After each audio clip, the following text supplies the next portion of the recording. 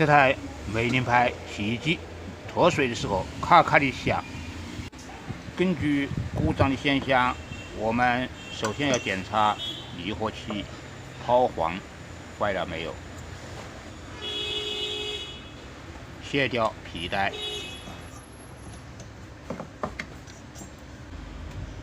哎呀！哎呀！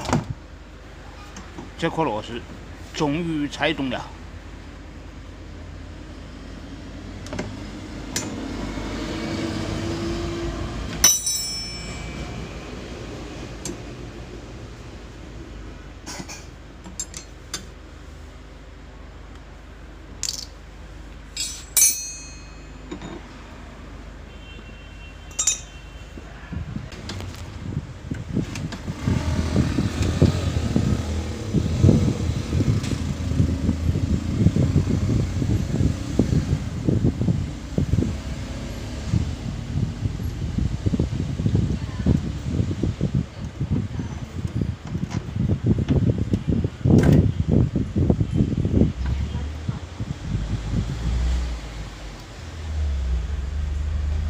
抛簧全部生锈，矫正一下变形的地方。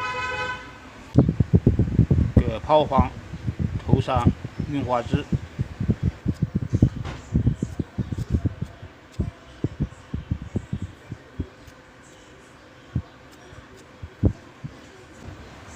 里面也涂上润滑脂。